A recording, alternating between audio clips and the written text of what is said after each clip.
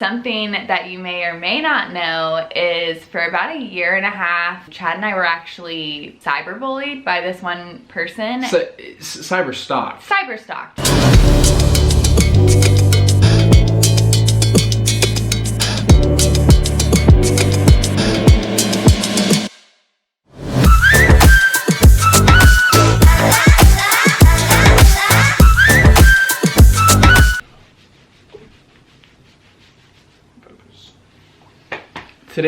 Today's been a funky day. Not like funky like in the Bruno Mars sense, but like funky as in, you ever just like feel like you're in a funk for no reason?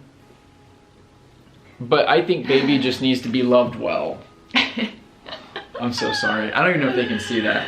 Oh gosh. So, y'all, without further ado, welcome back to our channel. Wait, how do you do it? Welcome back to our channel. Okay. I'm gonna take the reins on this video, and then I'm gonna let her pepper it with fun little things as we go, because she's trying to. Oh gosh. She's trying to work through some mental stuff right now, and that's never fun. So I didn't know how to word it. I'm laughing at the fact that I'm crying, but I don't know why I'm crying. Yeah. So we're gonna be recapping our 2019 year, and then we're also gonna be sharing what we're excited about, hence the joy, for 2020. I'm gonna make this quick because I don't want to bore people, but we hope that you'll hear our story and receive it as like the redemptive story of 2019, where so many things went really wrong, but things went really, really right whenever God stepped in. And so that's been the story. And like, I can remember a lot of really specific stories. Of course you can too, because you're there for the ride. But I can even think about, like we mentioned in a previous video, about planning our wedding and how that was hard. There was a lot of stress. There's a lot of money things, family things. We live in California, but we're getting married in Florida. To plan that far is really tough. But like, if you've seen our wedding video, plug, it, you know, you will see that God was present at the wedding, you know, and it was just such a redemptive experience for us to be there after the stress and the confusion and just everything like that, and just see and feel God while we were there. That was really cool, and hence my tears in the video. And then he is so emotional. I was very emotional. Like I'm emotional today. Yeah, we all have our moments, right? And something else that we went through right after we got married was our car was totaled by a drunk driver. And our parked car, we weren't even in it. Yeah, we were parked, and we were parked at a friend's having a game night, and then we heard a loud noise outside, and a drunk driver had totaled our car. And that was 2 weeks after we got married, I think. It was 2 or 3 weeks, something like that. Yeah, we just got married. And then the insurance wrote a check right away, which is awesome. But then when they sent it to the dealership, because there was like a loan out on the car, and the check was for more than what the check was for more than what was owed on the car. So we should have got the residual amount. But because of certain circumstances, the dealer kept all the money. And that really hurt us. We were just out of car and newlyweds. Yeah. You know, we made some financial decisions right when we got married to like max out our retirement, like to be like, oh wow, we got married, let's be smart, you know, let's plan, let's do this.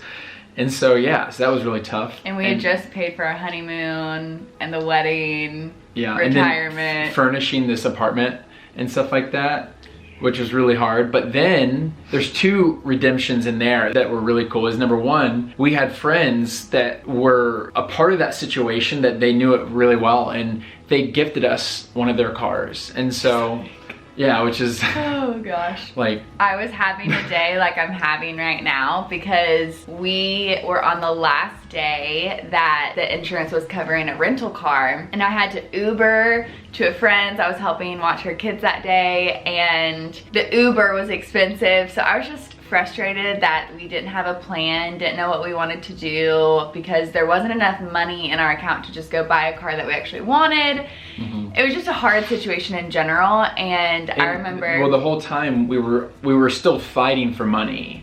Yeah. And because that was about a month after, so that was before we got the hard no that we weren't getting anything, so there was some stress in there and all that. Yeah, we just kept getting different answers. We were gonna get the money, we're not gonna get the money, and we're like, okay, what do we do? So anyways, that morning I had one of those God moments. I was like, God, you're gonna have to do something today. Like, something has to give. And I literally went to go post on Instagram about how frustrated I was, and the Instagram post just didn't post. It just disappeared. Like, never has it ever happened Typical before. Instagram, am I right? And then we went downstairs and our friends were out there, and my girlfriend had brought like flowers, and I started crying just at the flowers.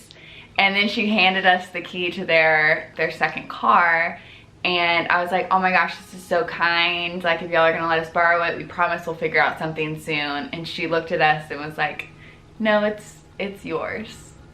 And they just gave us the car. Like, crazy. God, only God.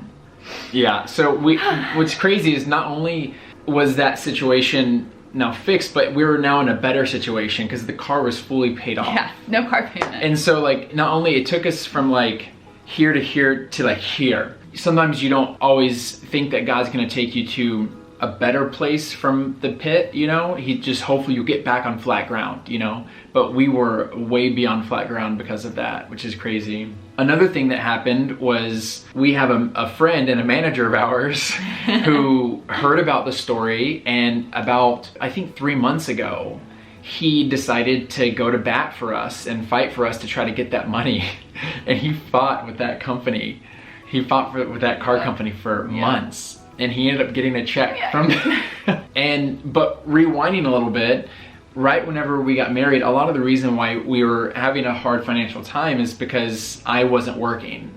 I'm sure you guys know this by now if you watch our videos, that I model for a living, and I wasn't booking any work. And I was a guy that was a consistent worker, you know, like modeling can be incredibly infrequent, but you get paid a lot of money for like a day. And so typically if you can work, you know, several days a month, then you're able to survive. And fortunately for the past 7 years, I've been able to do it. But for some reason, right when we got married, I stopped booking work for like 2.5 months.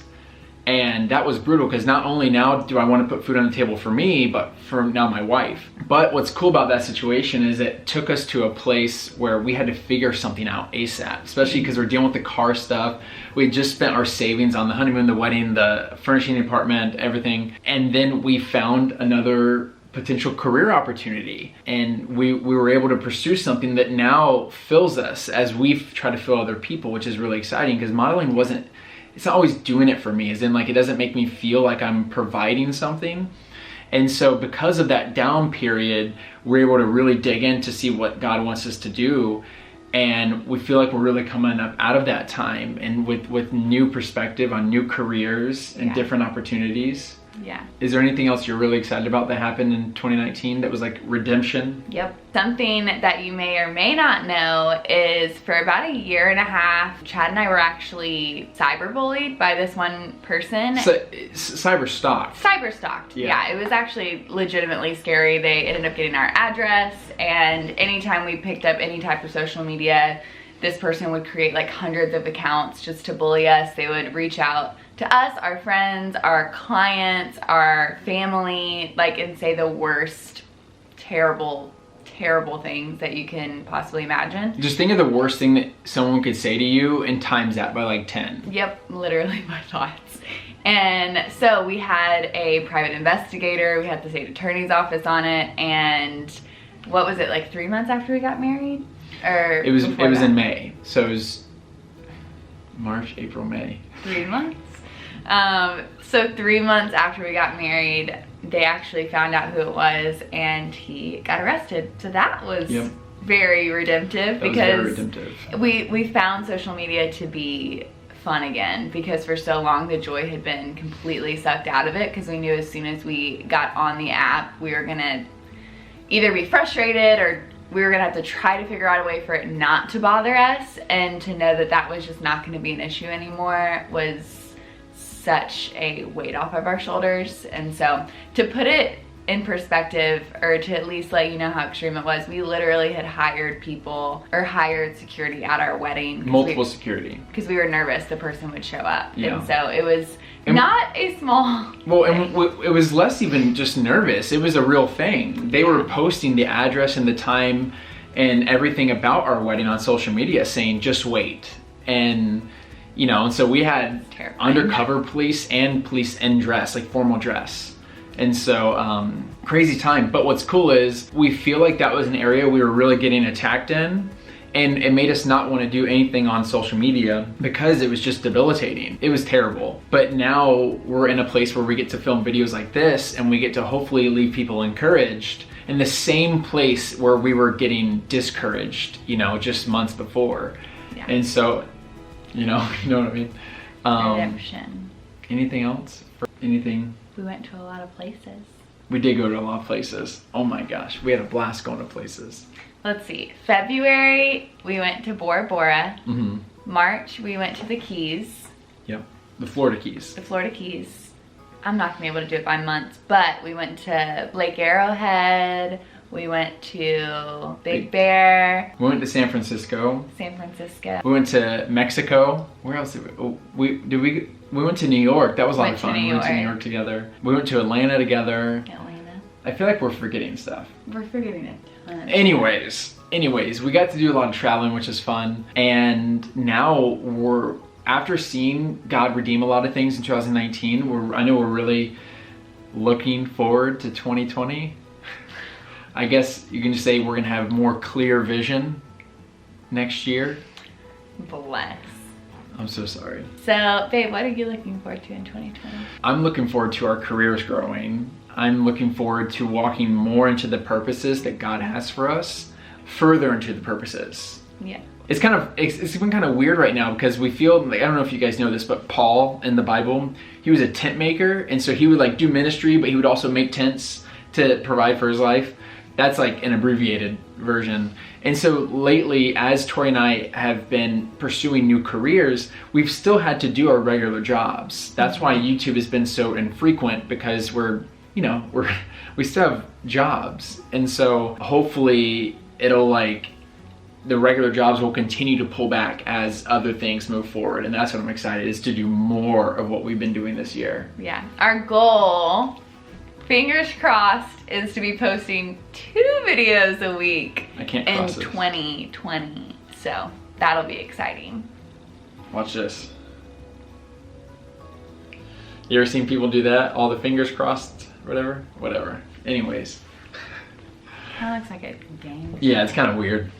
I'm also excited, like one of my goals this year is to be more intentional with my time. I see the battery. Yeah. A lot of it's kind of waiting to hear back from people. And so I want to use that time better now, where if I'm waiting 20 minutes for an email for someone to respond, I want to take that time and do something productive, which is like, I don't know, meal prep, write someone a letter, call my mom. I just want to use my time more intentionally. Yeah, something I'm really excited about, and something that makes me even nervous to share, is I'm gonna start writing a lot more, and I'm gonna talk about kind of my insecurities inside of writing and why that has been something that I've been so resistant to for so long. Mm-hmm. But I really, really, really want to write a devotional this year, so stay tuned for that. I know y'all have asked for a devotional series, so I want to start doing that as well. That'll be coming to you early 2020 while I'm writing my own. So that's exciting. That's very exciting. I'm sure there's stuff, we can see the red blinking light of where the battery's going down, so we feel the pressure. Okay, well, number one, thanks for all the love on the wedding video. Thank you for helping this channel grow. Thank you for bearing with us as we figure out how this channel is structured in terms of like, is this just sharing our life, or is this sharing stuff that will inspire and empower you? We're still figuring things out as we go, so thanks for your love and support. We never would have thought this was gonna happen at all. No. And so starting this YouTube channel was a big blessing. Yeah. In 2019. So I am excited to see what happens with it in 2020. I think the video we'll do next, maybe it'd be fun to release it like the first or second of the year, is to do a what's your word for the year video. I think that would be a lot of fun. I was about to talk about that and I forgot what I was going to talk about. Oh baby, forgot. I remember because we're one now. Anyways, thanks for tuning in. Subscribe if you haven't. If you have, we love you. Bye. Wait, did I jump the gun there? Let's try that one more time. Like this video if you liked it. If you didn't,